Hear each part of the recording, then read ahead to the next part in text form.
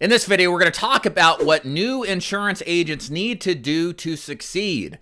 I've recruited over 3,000 insurance agents since 2013, personally training, coaching, and helping them become top producers. I know a lot about what it takes to do well in this business and what steps to take to avoid failure.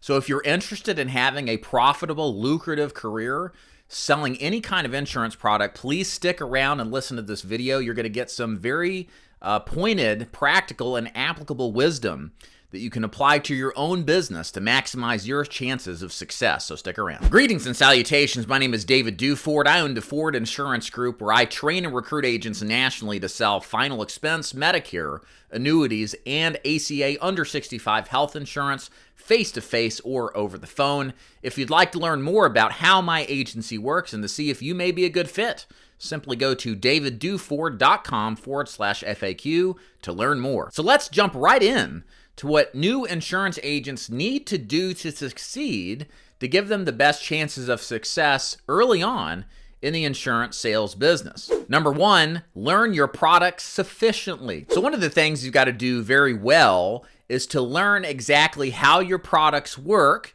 and what the benefits are of those products relative to your competition. You need to learn things like the benefits and advantages of the particular insurance product. What stands it apart and sets it apart from the competition? What are the pros of the product? Also, what are the drawbacks of the product? And also, of course, equally important, you've got to learn how to effectively underwrite so that you can place more of your attempts to write policies in force so your clients actually will be covered by the products that you sell them. Now, the one thing I want to clarify here is I said sufficiently. And the reason I added that adverb is because I want you to understand you don't have to know everything perfectly when it comes to your products starting off as a new agent. You just need to know them well enough that you can understand and explain to the client in simple to understand language how your product works, how it's better in terms of how the competition works, and why people would want to buy this particular product versus something else.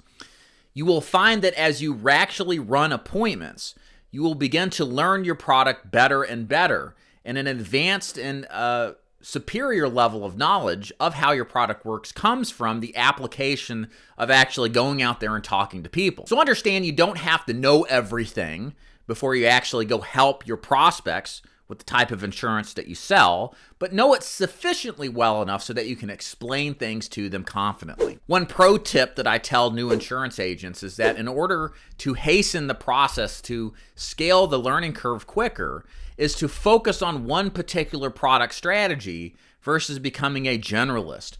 Generally in life, if we look at professional athletes, people in medicine like doctors or even insurance agents, the specialist typically makes more money and is more successful than the generalist. In other words, it's better to know more about one particular set of products versus a wide but broad and not very deep knowledge about every particular type of product.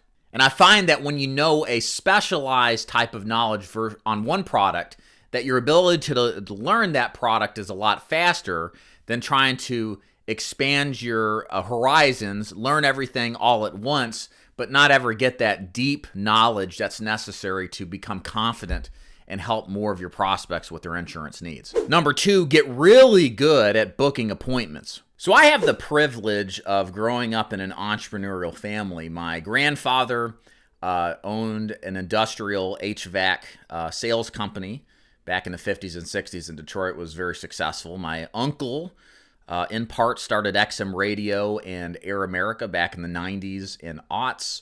And my father sold a chemical company. He grew from just himself to dozens, if not hundreds of employees back in 2006 or 7 to Ecolab. So I have this long-standing history of men in my family who are successful entrepreneurially, largely in a sales capacity. So what I find interesting with this advice my dad gave me was the vast importance of a small set of time or activity and simply booking an appointment. So I think it goes to show for you guys out there getting into the insurance business, it is a sales-driven process, that mastering the appointment setting script is profoundly impactful and important for you to get success in the business. I've talked to a lot of insurance agents over the years, and many of them report to me that if they can just get in the door, it's not so much what they say or how their presentation is, even though that is important, but if they can just get in the door, their odds of selling this person are very, very high. So the bottleneck, the kink in the process tends to be the ability of successfully setting appointments. So what I'm going to do now is actually give you my preferred appointment setting script, whether you go in person or over the phone, and you're trying to set a preset appointment on the spot or later in another day. But the point is, this script is traditional in the sense that it works very well. It's psychologically set up to help the client agree and book an appointment with you. So please use this. If you don't have an appointment setting script, this is what we use in my agency for pretty much all the products we sell. So here's the script. Hey, Mrs. Jones, this is David Duford getting back to you about you requesting information about our new state-regulated final expense program. It's my job to deliver the information that you requested. What you do with it's entirely up to you. I'm going to be in your neighborhood tomorrow and wondered if I could stop by at 5 o'clock, or does 10 work better? Now, the script is, as you can hear it, specific to final expense, but you can modify some of the specificity to whatever kind of product you're selling, whether you're buying leads or cold calling, and essentially get the same kind of results. And the reason this script works so well is because it sells the appointment. You don't need to sell the product.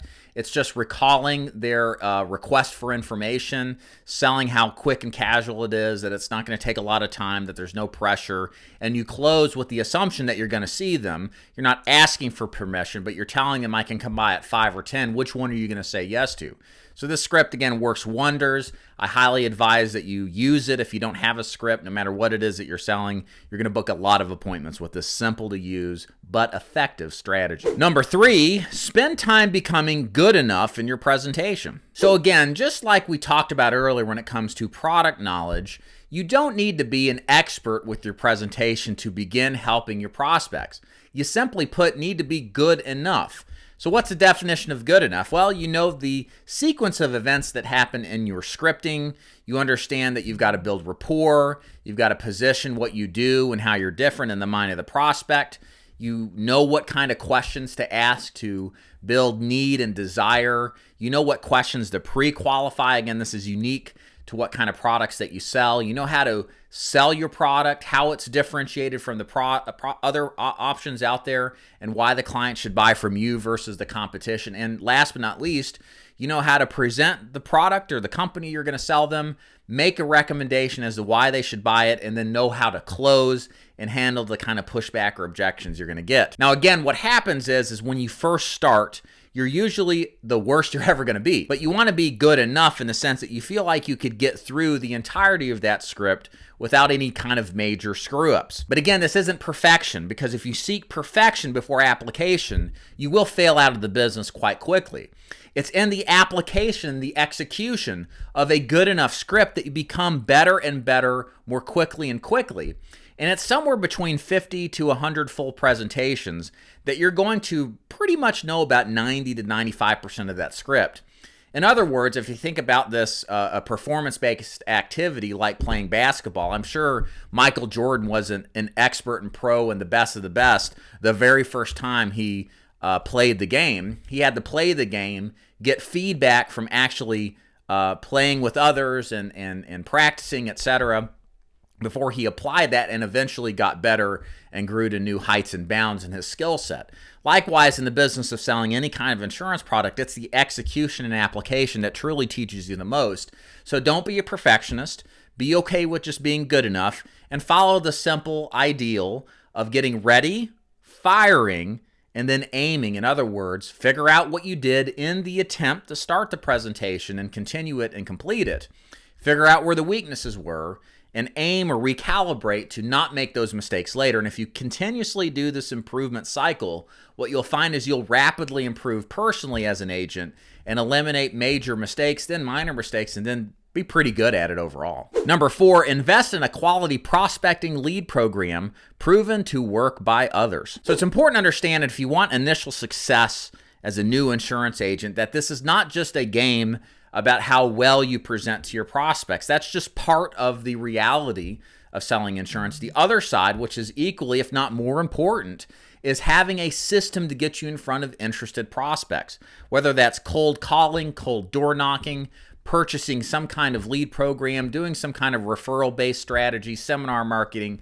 There are a lot of opportunities out there to source and create prospects, but either way, you need to have a system that will get you in front of those people, because it doesn't matter if you're great at doing this business. If you can't get in front of people to tell people about how great your product is, it's all for nothing. It's like the idea of running a restaurant, where you've got a restaurant, you've got staff, you've got the marketing out there, but you don't actually invest in the ingredients to make the dishes to sell to your clients. Without that, you don't really have a business. And without a prospecting and a lead generation strategy, you don't have an insurance business. So do not undercut this principle. It's very important. Find one that is particularly duplicatable. Again, you don't need to reinvent the wheel in insurance sales. That's why it's such a great business opportunity. Figure out what works for others and then simply copy and paste.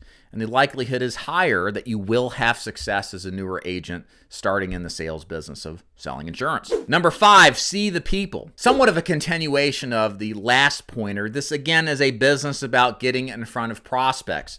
And what you need to know is what the goal is, the standard of what you need to do as a full-time agent or as a part-time agent when it comes to activity.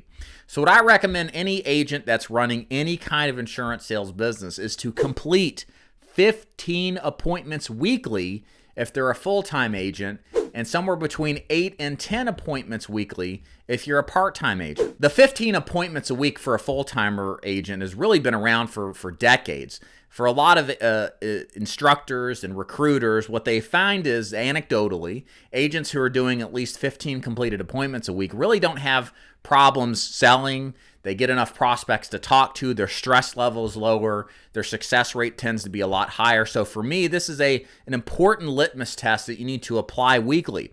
If you are not seeing 15 people a week or doing 15 preset appointments and completing them every week, no matter what kind of insurance agent you are going to run into serious problems in terms of not making enough sales, not getting the kind of success that you're going to see, having a higher level of anxiety. And one of the ways out of all of that frustration is by running a massive amount of appointments. So set your eyes as a full-timer on 15 completed appointments a week. And I assure you, you will see a night and day difference in the quality of your sales efforts in the insurance business. And the last thing I want to say here, and this is a pretty important point for new agents to understand, is that this is a performance-based business. Gone are the days where you get paid by a corporate entity for work that may or may not make a difference to the bottom line of the company. As an insurance agent, you're most likely straight commission. You eat what you kill, and it is totally up to you to be responsible for the outcomes in your life as an agent. You are responsible whether you deny it or believe it to be true. And with everything in life, if you want to have extraordinary success, ladies and gentlemen, you have got to pay a price. What is the price that you're going to pay? It's going to be different for everybody. But to have extraordinary outcomes, you have to put extraordinary effort in. I can give you my example in life. I essentially gave up my 20s to have the kind of success that I have now in my mid to late 30s. But it was a sacrifice in my 20s that I sacrificed time from my wife, I sacrificed time from my kids, extracurricular activities that I now enjoy, because I had the hope and the dream that I wanted to make a lot of money, but equally, if not more important, have the freedom and autonomy that no corporate America job could ever give me. And that to get something like that was highly unusual and would cost, and there would be sacrifice involved. And it took me many, many years to get where I am now. And my point in relaying this message to you is you need to embrace this as a new agent. There's this kind of permeating belief in this idea of a work-life balance, which perhaps exists once you've paid the price of learning this business. But until then, you've got to make sacrifices. To get something like balance requires effort front-loaded. And that's just how this business is. It's how anything in life that's wonderful and extraordinary is you've got to sacrifice and suffer a little bit and pay a price. So understand, all of this here is tough. We as YouTube gurus, I guess you could say, make it look easy, but it truly is difficult, and most people can't accomplish this. So I want you to understand that with all of these factors here, not trying to be discouraging, but you have to apply all of it. You have to be fully and 100% committed and be willing and ready to sacrifice and pay a price if you want something beyond mediocrity and the norm. And many of you watching this video, especially if you've gotten the end, probably fit that profile. So again, straight talk from yours truly. It's important to hear this and not suggest that it's easy like everybody else says. It is a hard business, but be thankful that it is, because if you can embrace it being hard and apply yourself for years on end, the odds are very high that you're going to be in a position enviable and well above those in your peer groups while having financially lucrative opportunity in addition to autonomy, which many people throughout their life wish for but never truly work hard towards. Ladies and gentlemen, that's my advice for new insurance agents on what you need to do to succeed. These are fundamental realities of the business from an activity and a mindset standpoint, and I encourage you, as someone who started in the business, failed out within his first year, and then went on to survive and then thrive, to apply all of this immediately. Don't cut corners like I did and fail out of this business. You might not have a second chance. This business is absolutely worth the time, the investment, and the emotional up and downs you will absolutely experience. So I hope this video helps you out. If you like this kind of content, do subscribe and hit the thumbs up button. And as always, thanks so much for watching. See you next time.